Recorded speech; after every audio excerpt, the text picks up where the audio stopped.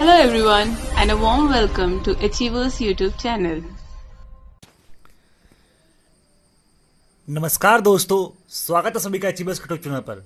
तो कैसे हो दोस्तों? मैं आशा करता हूँ शानदार तरीके से आप अपनी लाइफ को एंजॉय कर रहे हो, अपने सेहत, फैमिली और पढ़ाई का ध्यान काफ़ी अच्छी तरीके से कर रहे हो। दोस्तों, हर सुबह की तरह आज भी हम आपके सबसे पहले और सबसे बेहतरीन प्रश्नों के संकलन के साथ में 21 अक्टूबर करंट अफेयर्स लेकर आया हूँ, जो आगामी परीक्षा के दृष्टिकोण से काफ़ी महत्वपूर्ण साबित होगा।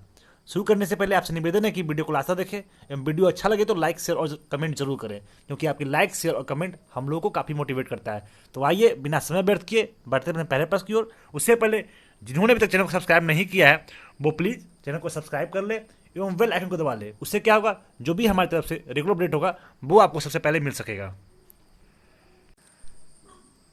पहला प्रश्न देखते हैं, हम जिस डेटा पर भरोसा कर सकते हैं उससे दुनिया को जोड़ना। ये 2020 के किस दिन का थीम है? ठीक है, कोई एक डेट है जिसका जो आपका थीम है वो है हम जिस डेटा पर भरोसा कर सकते हैं उससे दुनिया को जोड़ना। ठीक है, अब डेटा का बात है तो डेटा किससे संबंधित हो सकता है?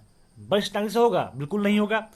आपका विश्व जनसंख्या दिवस से होगा? बिल्कुल नहीं होगा। चार्टर्ड लेखाकार दिवस से होगा? बिल्कुल नहीं होगा। तो डेटा किससे होगा? सांख्यिकी से होगा। ठीक है, स्टैटिक्स से होगा आपका डेटा। तो विश्व सांख्यिकी दिवस का थीम है हम जिस डेटा पर भरोसा कर सकते हैं उसे दुनिया को जोड़ना। और जो आपका विश्व सांख्यिकी दिवस है वो हर साल 20 अक्टूबर को मनाया जाता है। तो ये आपका पहला प्रश्न था। अब अगला प्रश्न देखते हैं। अगला प्रश्न है, चुनाव आयोग ने चुनावी उम्मीदवारों के लिए खर्च कैंपेन में कितना प्रतिशत खर्च की बढ़ोतरी की है? तो ये कुल 10% खर्च की बढ़ोतरी की है, जो कि चुनाव आयोग के द्वारा चुनावी उम्मीदवारों के लिए खर्च कैंपेन में बढ़ोतरी की गई है।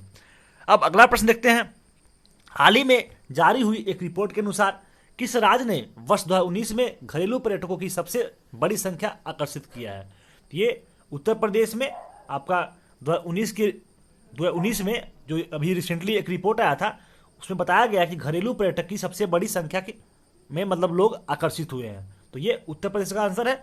अब उत्तर प्रदेश के बारे में जो भी इंपॉर्टेंट फैक्ट्स है वो हम लोग देख लेते हैं।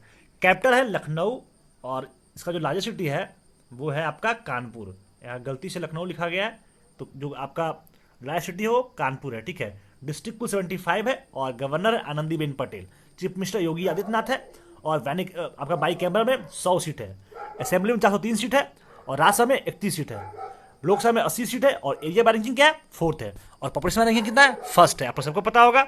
एक ही इंपॉर्टेंट नेशनल पार्क है जिसका नाम दुधवा नेशनल पार्क है। ठीक है, अब ये देख लीजिए आपका जो उत्तर प्रदेश है वो किस किस राज्य से इसका बाउंड्री शेयर होता है। तो यहाँ पे स्पष्ट आप लोग को उत्तर प्रदेश दिख रहा होगा। इधर एक देश है नेपाल, उससे शेयर हो रहा है। इधर हमारे राज्य का भारत का एक राज्य है उत्तराखंड, उससे होता है। हरियाणा से होता है, दिल्ली से होता है, राजस्थान से, मध्य प्रदेश से, इधर छत्तीसगढ़ से, बिहार से और झारखंड से। तो ये कुछ स्टेट है जिससे उत्तर प्रदेश का बाउंड्री शेयर हो रहा है। सबसे ज़्यादा स्टेट है जो कि उत्तर प्रदेश जो है कि सबसे ज़्यादा स्टेट से मतलब इसका बाउंड्री शेयर होता है, समझे? तो ये आपका था उत्तर प्रदेश के बारे में इंपॉर्टेंट फैक्ट्स। अब अगला प्रश्न देखते हैं। अगला प्रश्न है, सड़क और परिवहन मंत्री नितिन गडकरी ने देश का पहला मल्टी मॉडल लॉजिस्टिक पार्क किस राज्य में बनाने की घोषणा की है? तो ये आपका असम में देश की पहली मल्टी मॉडल लॉजिस्टिक पार्क बनाने की घोषणा किया गया। ये सड़क और परिवहन मंत्री नितिन गडकरी के द्वारा ये किया गया है। चलिए आप लोग ये बताइए कि अभी किस राज्य में आपका एनएच का मतलब लगभग 14 एनएच का बनाने का घोषणा किया गया था नितिन गडकरी के द्वारा। तो किस राज्य में ये किया गया था? मुझे कुछ डेटा याद नहीं 14 या कितना है, लेकिन अभी रिसेंटली एनएच बनाने का बात कहा गया था। तो किस राज्य में अभी रिसेंटली एनएच बनाने का बात कहा गया है? तो इसका आंसर आप लोगों को कमेंट में देना। आई थिंक 14th होगा मे बी। आप लोग श्योर हो लीजिएगा थोड़ा सा और मुझे भी बता दीजिएगा कि कितना है। ठीक है, अब अगला प्रश्न देखते हैं। 5वां प्रश्न है, इसी में जो भी आपके असम के बारे में जो भी इंपॉर्टेंट फैक्ट्स है वो देख लेते हैं। कैपिटल का है दिसपुर है और जो लार्जेस्ट सिटी का है वो गुवाहाटी है। डिस्ट्रिक्ट कुल 33 है और सीएम कौन है? सर्बानंद सोनोवाल। गवर्नर जगदीश मुखी है और इन कैमरे में 126 सीट है। ठीक है, राज्यसभा में 7 सीट है और लोकसभा में कुल 14 सीट है। एरिया बाय रैंकिंग 16th है और पॉपुलेशन रैंकिंग कितना है? 15th है। उसके बाद ये देख लीजिए जो भी इंपॉर्टेंट नेशनल पार्क असम में है वो देख लीजिए। और ये जो आपका जो असम का जो भी इंपॉर्टेंट नेशनल पार्क होता है ना वो आपके एग्जाम पॉइंट में से काफ़ी इंपॉर्टेंट होता है। ठीक है, क्योंकि जो भी आपका स्टेट है 7 सिस्टर्स में वो सब स्टेट्स एग्जाम पॉइंट में से काफ़ी इंपॉर्टेंट होता है। ठीक है, तो अब जब उसका राज इंपॉर्टेंट है तो ऑब्वियसली है कि आपका जो भी वहाँ के नेशनल पार्क होंगे, जितना भी आपका आपका रिवर्स वगैरह होंगे, वो भी इंपॉर्टेंट होंगे, तो वो आप लोग को याद करना पड़ेगा। तो सबसे पहले नेशनल पार्क के बारे में बात करते हैं। तो Kaziranga national park, Manas national park, Nameri national park और दिब्रू सैखोवा नेशनल पार्क, ये कुल 4 नेशनल पार्क है ना असम में। तो उसको आप लोग को याद करना चाहिए। कौन कौन है? काजीरंगा, मानस, नमेरी और दिब्रू सैखोवा। तो ये चारों नेशनल पार्क आप लोग याद कर लीजिएगा। अब अगला प्रश्न देखते हैं। उससे पहले और भी जो कुछ फैक्ट्स है असम के बारे में, किस किस राज्य से इसका बॉन्डी शेयर होता है ये देख लीजिए। पहले तो एक देश है भूटान, वहाँ से बॉन्डी शेयर हो रहा है। फिर आपका जो भारत का राज्य अरुणाचल प्रदेश, इससे हो रहा है, मेघालय से हो रहा है। उसके बाद नागालैंड से हो रहा है, मणिपुर से हो रहा है, मिजोरम से और त्रिपुरा से। उसके बाद से एक बांग्लादेश भी है, उससे भी इसका बॉन्डी शेयर होता है। 2 देश है भूटान और बांग्लादेश, जिससे असम का कुल बॉन्डी शेयर होता है। तो ये था आपका असम के बारे में जो भी इंपॉर्टेंट फैक्ट्स था, वो मैं आप लोगों के सामने डिस्कस कर रहा हूं। अब अगला प्रश्न देखते हैं। अगला प्रश्न है how to wash a heart नामक पुस्तक के लेखक कौन है? How to wash a heart मतलब किस तरीके से एक दिल को धोए, ठीक है, मतलब एक दिल को स्वच्छ रखे या मतलब साफ रखे। स्वच्छ और धोना वो इंटेंशन नहीं है, मतलब आप मतलब पवित्र दिल रखना, इस टाइप का है कि how to wash a heart. तो ये जो बुक लिखा गया था वो भानु कपिल के द्वारा ये बुक लिखा गया था, ठीक है। भारतीय मूल के ब्रिटिश कवि भानु कपिल को उनकी पुस्तक how to wash a heart के लिए इस वर्ष टीएस एलिट पुरस्कार के लिए 10 कलाकारों के बीच में चुना गया है, ठीक है। How to wash a heart किताब एक अप्रवासी अतिथि और एक नागरिक होस्ट के बीच में रिश्ते के बारे में आता है। अब देखिए टीएस एलिट पुरस्कार क्या है वो देख लीजिए, ठीक है। तो टीएस एलिट पुरस्कार, इसका उद्घाटन 1993 में काव्य पुस्तक सोसाइटी का 40वां जन्मदिन मनाने और इसके संस्थापक कवि टीएस एलिट के सम्मानित करने के लिए किया गया था। यह ब्रिटेन में प्रकाशित छंद के सबसे संग्रह के लिए दिया जाता है। इसे टीएस एलिट फाउंडेशन द्वारा सम्मानित किया जाता है, ठीक है। तो ये आपका टीएस एलिट के बारे में जो आपका पुरस्कार है उसके बारे में फैक्ट्स था, और ये बुक है how to wash a heart, जिसको भानु कपिल के द्वारा लिखा गया है। अब अगला प्रश्न देखते हैं। अगला प्रश्न है एशिया पावर इंडेक्स 2020 के अनुसार एशिया के शक्तिशाली देशों की सूची में भारत का स्थान कौन सा है? तो भारत का स्थान चौथा है, ठीक है, वो एशिया पावर इंडेक्स 2020 के अनुसार, ठीक है। एशिया के कुल कंट्रीज है उनमें भारत का स्थान क्या है? 4th है, ठीक है।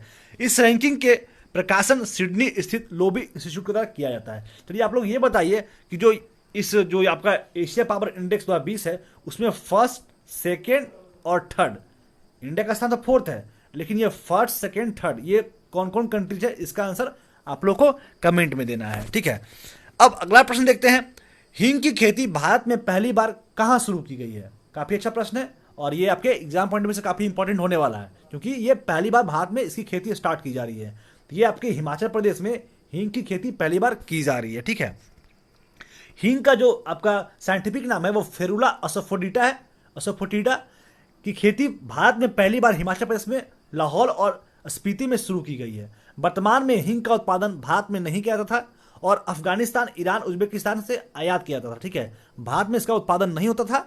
कहाँ आता था? अफगानिस्तान से, ईरान से, उज्बेकिस्तान से, ठीक है। लेकिन अब हिमाचल प्रदेश में पहली बार इसका स्टार्ट किया जा रहा है, तो ये बिल्कुल याद रखिएगा, क्योंकि ये भारत में पहली बार स्टार्ट किया जा रहा है हींग की खेती। पहले आता था अफगानिस्तान से, ईरान से, उज्बेकिस्तान से, लेकिन अब क्या होगा?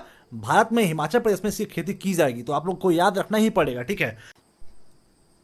अब हिमाचल प्रदेश से संबंधित जो भी इंपॉर्टेंट फैक्ट्स है वो देख लेते हैं। कैपिटल है शिमला और धर्मशाला भी इसका कैपिटल है। एक्चुअली इसका 2 कैपिटल है इसलिए क्योंकि जब भी आपका जो हिमाचल प्रदेश है वो थोड़ा ठंडा शहर है, ठीक है। अब वहाँ ज़्यादा ठंडा पड़ता है, जब ज़्यादा ठंडा पड़ा तो इसका कैपिटल जो है वो धर्मशाला में आ जाता है। जो भी आपका कैपिटल काम होता है, जो भी इसका राजधानी काम होता है वो धर्मशाला में होता है। जब थोड़ा मतलब मौसम अनुकूल हो जाता है तो वो शिमला फिर आपका चला जाता है, ठीक है। तो इसका 2 कैपिटल है, शिमला और धर्मशाला। लेकिन अगर जो नॉर्मली रूप में पूछा जाए कि हिमाचल प्रदेश का कैपिटल कहाँ है तो ये शिमला हो गया, ठीक है। टोटल डिस्ट्रिक्ट 12 है और चीफ मिनिस्टर जयराम ठाकुर हैं। गवर्नर बंडारू दत्तात्रेय है और यूनिकैबिनेट में 68 सीट है। आपका जो राज्यसभा है उसमें 3 सीट है और लोकसभा में 4 सीट है, ठीक है। एरिया बाय रैंकिंग 17th है और पॉपुलेशन रैंकिंग कितना है? 21st है। यहाँ पे 2 इंपॉर्टेंट नेशनल पार्क है, जिसमें ग्रेट हिमालय नेशनल पार्क हो गया और पिन वैली नेशनल पार्क हो गया। ये इंपॉर्टेंट नेशनल पार्क है, आप लोग को बिल्कुल याद होना चाहिए। ग्रेट हिमालय नेशनल पार्क, अब ग्रेट हिमालय नेशनल पार्क को कैसे याद करेंगे हम लोग? हिमाचल प्रदेश जो है वो आपके हिमालय के नजदीक है ना, हिमालय के नजदीक। तो इससे क्या हो गया? ग्रेट हिमालयन नेशनल पार्क और पिन वैली नेशनल पार्क। अब वैली किसको बोलते हैं? तो वैली से आप याद कर लिए हिमालय, तो उससे के वैली से याद कर लीजिए कि पिनबरी नेशनल पार्क भी आपका हिमाचल प्रदेश में है। तो ये 2 नेशनल पार्क है आपके हिमाचल प्रदेश में, वो आप लोग को आई होप याद हो गया होगा, ठीक है। अब अगला प्रश्न देखते हैं। पहले ये देख लेते हैं कि आपका जो हिमाचल प्रदेश है वो किस किस राज्य से इसका बाउंड्री शेयर होता है। तो नीचे पहले देख लीजिए, नीचे हो रहा है पंजाब से हो रहा है, हरियाणा से हो रहा है, उत्तराखंड से, इधर आपका एक देश है जिसे चाइना से भी होता है इसका बाउंड्री शेयर। उसके बाद से जम्मू कश्मीर से शेयर हो रहा है, और एक यूटी है लद्दाख, इससे बाउंड्री शेयर हो रहा है। तो ये था आपका हिमाचल प्रदेश के बारे में जो भी इंपॉर्टेंट बात है वो मैं आपके पास कर दिया हूं। अब अगला क्वेश्चन है, राष्ट्रीय एकजुटता दिवस कब मनाया जाता है, ठीक है। राष्ट्रीय एकजुटता दिवस यानी एकता में बल है, ठीक है। तो आप लोग जो भी हैं, अपने दोस्त हैं, अपने भाई हैं, अपने बहन हैं, सब आपस में एकता बनाए रखिए। तो जो एकजुटता दिवस जो है वो हर साल 20 अक्टूबर को मनाया जाता है।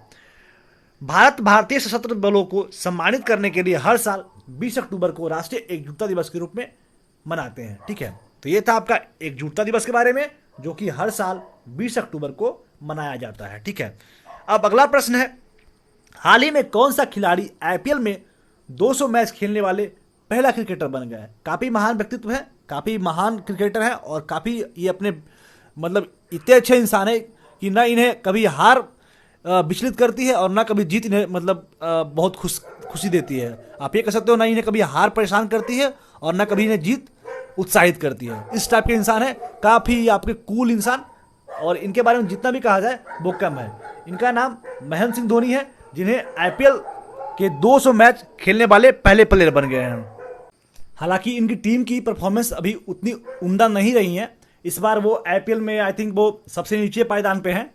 तो ये जो है 200 मैच खेलने वाले पहले भारतीय क्रिकेटर बन गए हैं जो कि आपके आईपीएल में 200 मैच खेले हैं, ठीक है। महेंद्र सिंह धोनी, इनका जो टीम है अभी सीएसके है, चेन्नई सुपर किंग्स, और इस बार ये किंग्स का थोड़ा सा नाम थोड़ा सा डूबा है, पर आई होप कोई बात नहीं, अगले साल ये बाउंस बैक करेंगे और अपना अच्छा प्रतिभा दिखाएंगे और अपने टीम को जरूर ऊपर ले जाएंगे। ये इनकी प्रतिभा को दर्शाती है।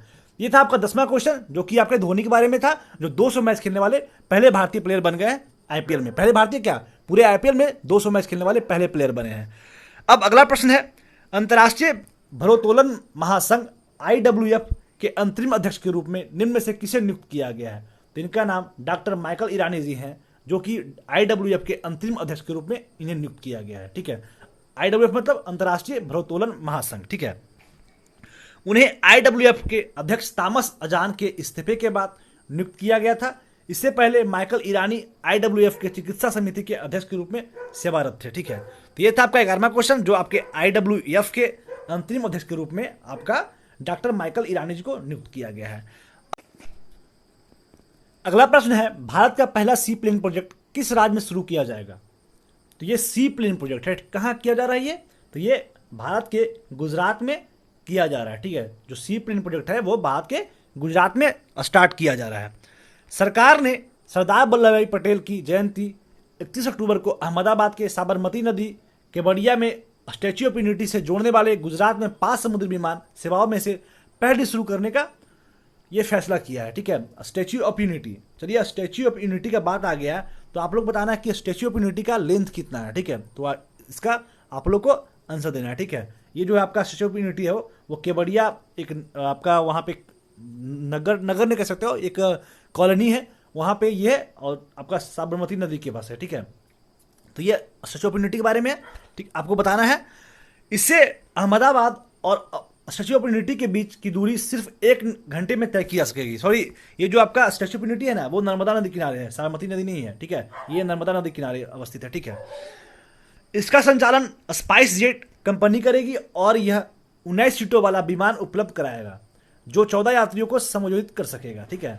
अहमदाबाद और केवड़िया के बीच 4 उड़ानें आएंगी और रवाना होंगी। तो ये आपका था सी प्लेन जो कि गुजरात में ये स्टार्ट किया जा रहा है, ठीक है। अब अगला प्रश्न है, सॉरी इसी में जो गुजरात के बारे में इंपॉर्टेंट फैक्ट्स है वो देख लीजिए पहले।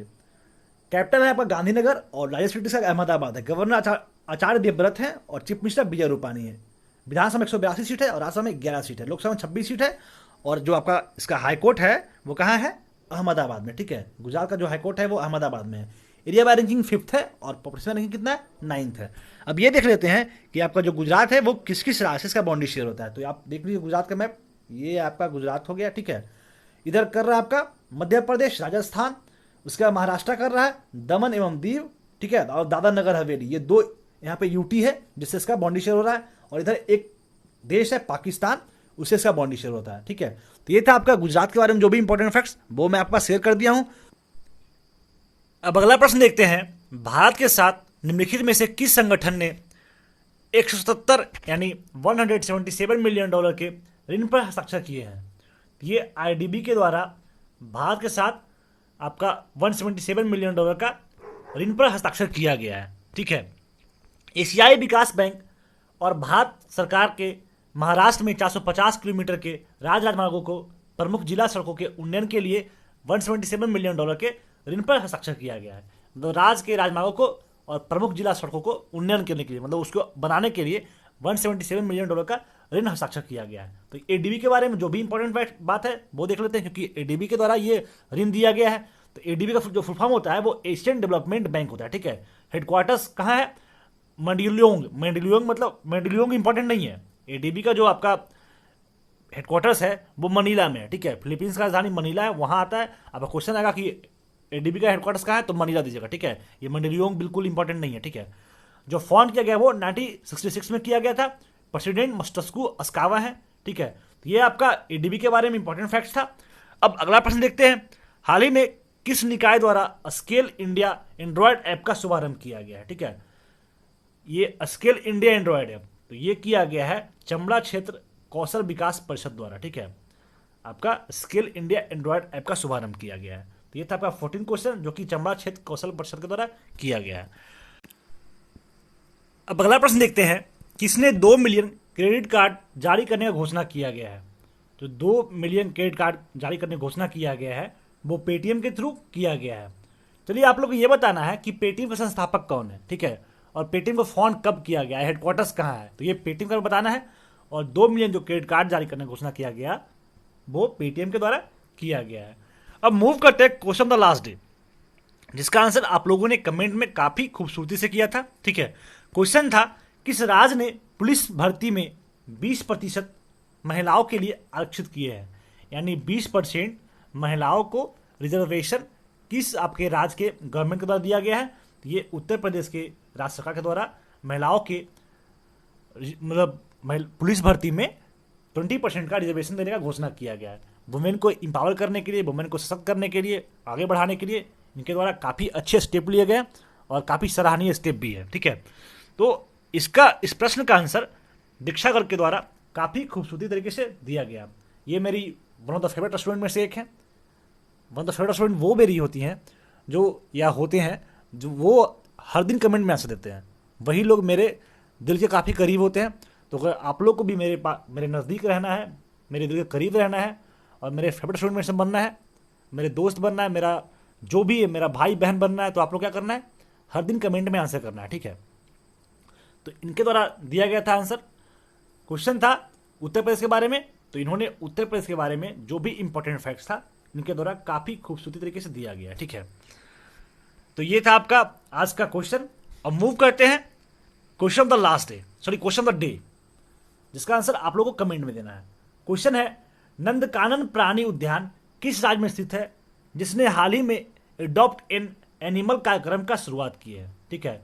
एडॉप्ट एन एनिमल, ठीक है, एडॉप्ट एन एनिमल कार्यक्रम का शुरुआत किया कौन से आपके राष्ट्रीय उद्यान में किया गया, तो नंदकानन प्राणी उद्यान में, ठीक है।